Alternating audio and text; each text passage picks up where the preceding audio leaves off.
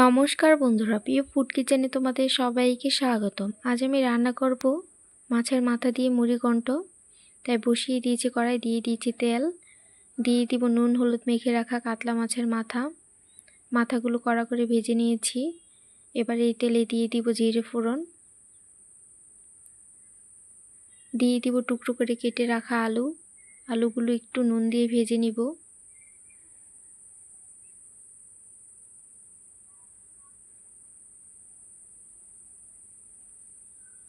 আলুগুলো ভাজা হয়ে গেছে, এবার দিয়ে দিব কাঁচা লঙ্কা বাটা, জিরে ধনে বাটা, অল্প একটু আদা বাটা, আর দিয়ে দিব হলুদের গুঁড়ো, পরিমাণ মতো নুন। এবার অল্প করে জল দিয়ে ভালো করে কষিয়ে নেব। এবার দিয়ে দিব ভাত। আজ আমি ভাত দিয়ে রান্না করছি। ভাত দিয়ে রান্না করলেও ভালো লাগে, এভাবে করে খেয়ে দেখবে, ভালোই লাগবে। দিয়ে দিব মাছের মাথাগুলো। এবার ভালো করে কষিয়ে দিয়ে দিব পরিমাণ মতো জল।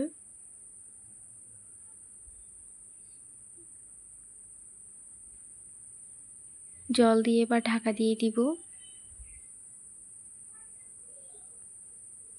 এবার সব কিছু ভালো মতো সেদ্ধ হয়ে গেলে দিয়ে দিব গরম মশলা বাটা।